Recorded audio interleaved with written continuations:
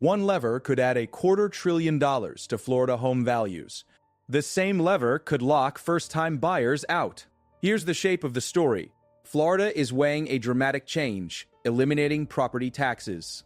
Economic analysis expects home values to jump between 7 and 9% if that happens. On a statewide scale, that's an increase of roughly $200 billion to $250 billion in aggregate value. It is the kind of shift that immediately redraws the map of winners and strivers. It intensifies a split already forming across America 1, where Sunbelt markets, including Florida, cool off as the Midwest and Northeast tighten. The stakes arrive with hard numbers, explicit dates, and specific places. Start with the present. In October 2023, the median sale price across Florida was $408,400, a dip of 0.39% year over year. In Texas, that same month, the median was $341,800, down 0.81% from October 2024. Meanwhile, the national median sale price in October was $439,869, up 1.3% from a year earlier. A gulf is opening. Florida and Texas are easing while the national average grinds higher. The reason is not mysterious. Between 20 and 20.2, Florida was part of a migration wave powered by remote work, low taxes, and a lower cost of living. Builders responded with more supply. As offices reopened and borrowing costs rose, demand softened. By October 2025, analysts were calling out decade-high inventory levels across the Sunbelt and marking places like Austin and Nashville as cautionary tales. Florida sits squarely inside that geography. Affordability tells the deeper story. As of October 2019, mortgage cost-to-income ratios in southern states, Tennessee, Texas, North Carolina, and Georgia were below 25%. Florida was described as near true affordability as well. Now, those same ratios have moved above 32% in many southern markets. That shift alone explains reduced demand, more inventory, and the price declines beginning to surface. Contrast that with the Rust Belt Ohio, Illinois, and Michigan saw mortgage cost ratios move from about 20% to 30%. Those regions remain within a range where locals can still qualify for financing, so demand holds and prices continue to inch up. That regional divide is expected to define a new era starting in 2026. The forecast is simple. The Northeast and Midwest gain people as reverse pandemic migration plays out, while Sunbelt markets with high mortgage cost ratios struggle to sustain price growth. Builders and investors are being told to follow the affordability and the jobs that follow affordability. Now layer Florida's policy experiment on top. Eliminating property taxes would lower the user cost of owning a home. When future costs fall, present values rise. That is why statewide home values are expected to jump 7 to 9% if property taxes go away. Put differently, a homeowner with a typical Florida house, valued at $408,400 in October 2025, could see a gain on paper that pushes values meaningfully higher. Across millions of homes, that math is how you get a $200 billion to $250 billion lift. But the benefit is not evenly shared. Existing owners capture the upside immediately. Future first-time buyers see the door move farther away. The price bump introduced by eliminating taxes mortgaged against the same incomes increases the down payment hurdle. The result could depress the homeownership rate among those not yet in the market. That friction arrives on top of what buyers already face: higher living costs, student debt, and credit card debt that weighs on savings. Seen from the ground, the story is already mixed. Along the corridor from Vero Beach to Boca Raton, median prices recently ranged from $365,000 to $485,000, a stretch that contains both attainable starter homes and luxury price points. Seasonal patterns matter here. The snowbirds arrive in force as the calendar turns. By January 1st, seasonal renters are in place. February and March convert them into buyers when the weather is perfect and the ocean glows. That rhythm reliably injects demand in the first quarter, year after year. However, even those seasonal tailwinds do not erase the macro math. In southern markets where mortgage cost ratios sit above 35%, demand thins. In October 2025, Florida's statewide price was down 0.39% year over year, while the national median rose 1.3%. That difference is what a softening Sunbelt looks like in numbers. Policy will decide whether that softening is a lull or a pivot. In Florida, eliminating property taxes requires more than a bill. It requires a constitutional change. That means a statewide ballot and a 60% supermajority of voters to approve. Lawmakers have floated 8 potential paths to reduce the property tax burden. 7 of those are slated to appear on the general election ballot in 2026. One option under discussion would eliminate tax on non-school homesteads. As of now, there is no green light for full elimination. Instead, Florida is setting up a menu of choices for voters to weigh in 2022. The precise impact of any change depends on its specifics. Exemptions and phase-ins can ease shock or dull effectiveness. Revenue gaps matter too. Without property taxes, local governments must weigh alternatives. Higher sales taxes by some number of percentage points, increased local fees, or service cuts. The trade-off is not abstract. It flows directly through budgets and back into neighborhoods. There is also the business cycle. One risk stands out. Vacation homes account for around 10% of Florida's housing stock. In a recession, second homeowners often sell first. That can push an excess supply of homes onto the market. If that happens while tourism dollars fall and revenues from out-of-state owners dry up, Florida could face a simultaneous housing downturn and budget squeeze. No one knows the timing, but the mechanics are plain. A black swan recession would hit property values and public finances at once. There is a flip side to that risk. Tourism is not disappearing. It's shifting. Rising prices, higher insurance costs, increased interest rates, and stricter regulations have cooled vacation home purchases. Yet people are still coming. Signals suggest travelers want flexibility instead of responsibility. High-quality short-term rentals have filled the gap. Hollywood's beach town vibe draws guests who want quiet, pools, and proximity to Miami without the commitment of ownership. Miami itself remains a magnet for nightlife, shopping, dining, and culture. There, short-term rentals absorb demand from young professionals, international visitors, business groups, and seasonal guests who want the experience without the mortgage. Longer stays, 2 weeks, 3 weeks, even a full month, are increasingly common as remote work and flexible schedules persist. That shift supports local economies even as second home purchases slow. Slice the Florida market by time and place, and the numbers keep telling the same story. In October 2020-5, the statewide median of $408,400 sat below the national $439,869. The one-year change was down 0.39% in Florida and up 1.3% nationwide. In Texas, another Sunbelt giant, the median of $341,800 in October was 0.81% lower than October 2024. Those are snapshots of where demand and affordability collide. Before the pandemic, back in October 2019, the mortgage cost-to-income picture across the South looked very different, below 25% in Tennessee and similar levels in Texas, North Carolina, and Georgia, with Florida near the true affordability line.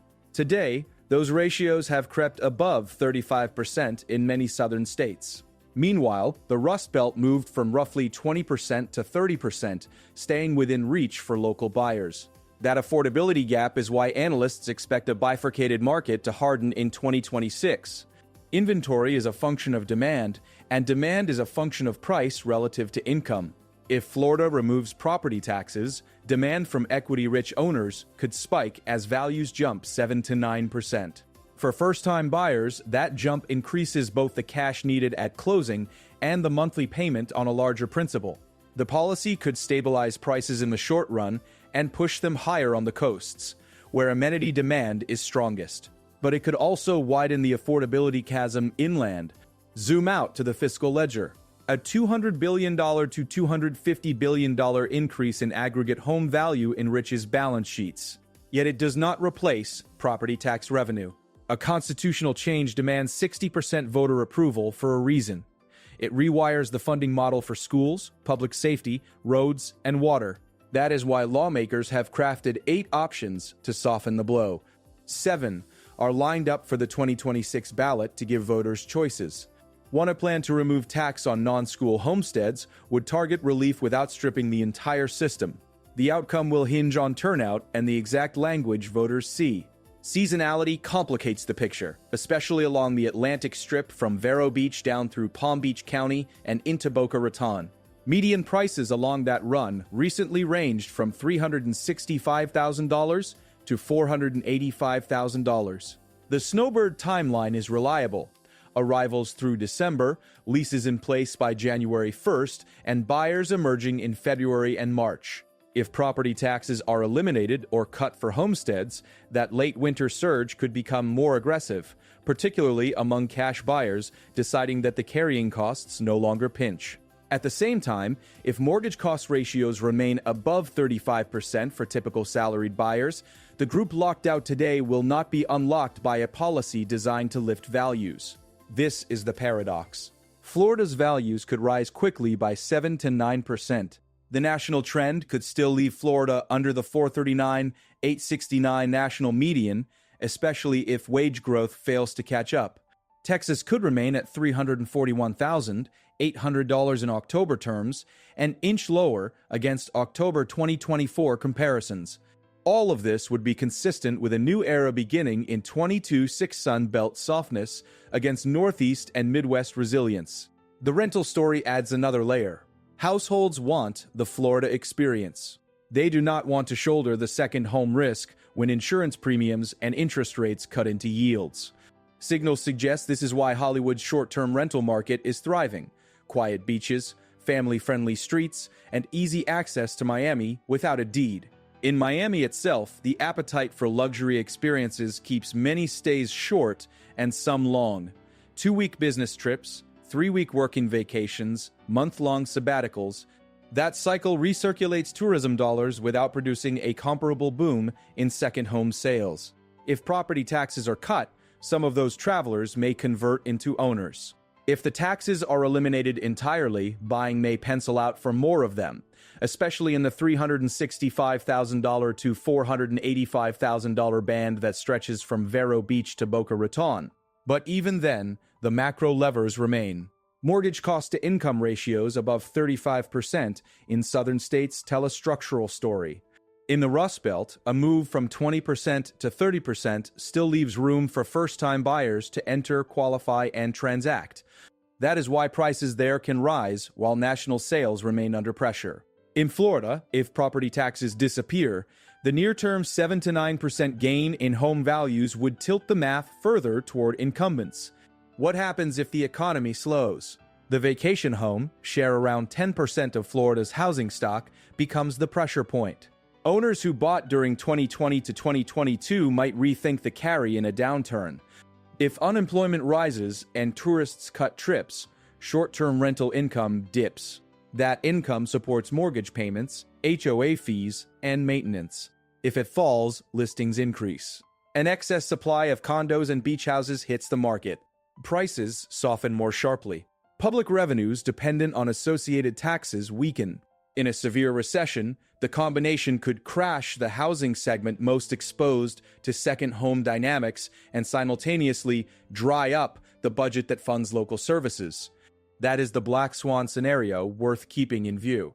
Between now and November 2026, all eyes will be on the ballot language. 8 options sit on the policy table. 7 are expected to be on that general election ballot, and 1 calls for eliminating tax on non-school homesteads. The constitutional threshold is 60%.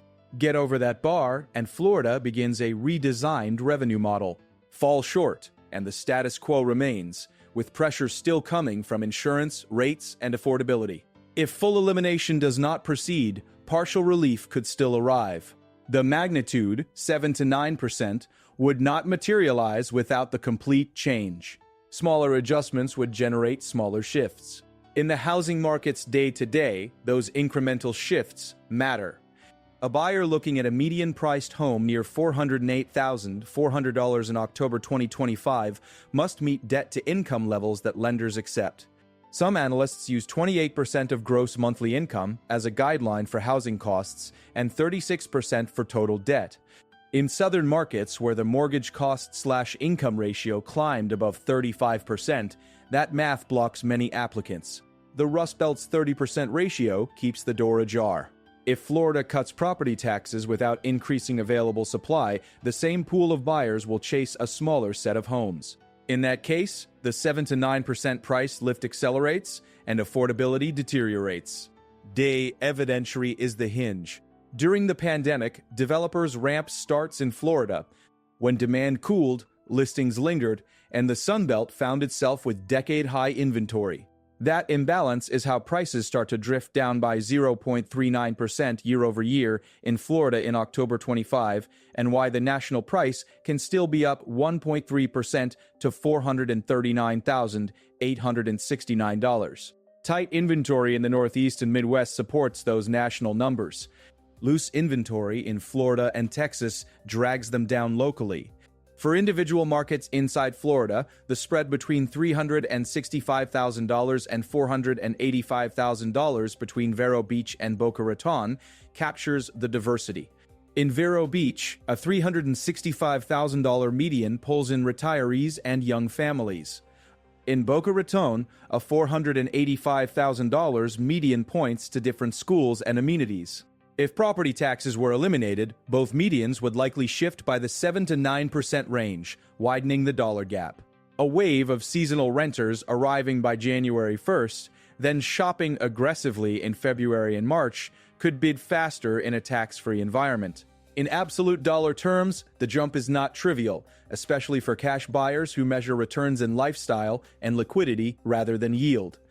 The political calendar shapes the timeline. The general election in 2026 is when voters can choose among 7 measures designed to lower property tax burdens. The all-or-nothing version, complete elimination, still lacks legislative backing. Without a firm plan, Floridians will face a set of options that test whether precise reforms can deliver relief without destabilizing revenue. If the 60% threshold is reached for any measure, implementation would begin after that vote. If not, the current mix of taxes and fees continues. The market will not wait to price the probabilities. Investors, homebuilders, and sellers will position in advance.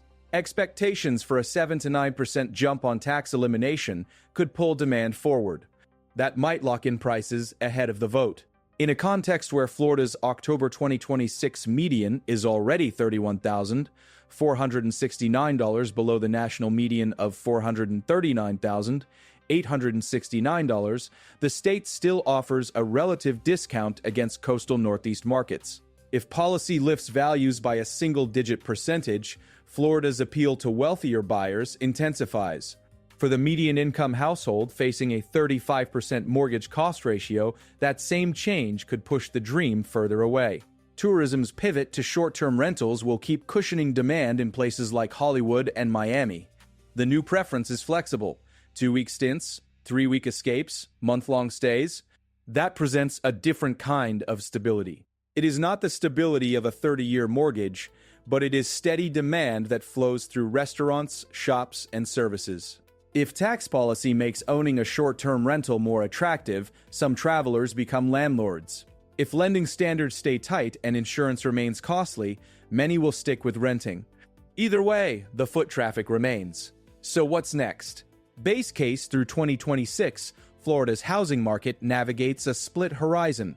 Statewide prices at $408,000, $400 in October 2025, hover near that level with modest volatility. Seasonal demand from January through March lifts coastal metros, especially in the $365,000 to $485,000 range. The national median stays above Florida's $439,000, $869 in October terms, reflecting tighter inventory in the Northeast and Midwest, where mortgage cost ratios around 30% keep demand intact. Florida's policy path advances toward the 2026 ballot with 7 measures and a 60% approval threshold. 2 critical things to watch. First, the economy. If a recession takes hold, the 10% slice of housing, that is vacation homes, becomes supply on the market. In that scenario, an excess of listings in coastal zip codes couples with fewer tourists. Prices could slide, and local revenues tied to housing could weaken at the exact wrong moment. Second, the ballot math. If voters approve a measure that eliminates property taxes, either widely or for categories like non-school homesteads, the impact lands in the 7 to 9% range for values.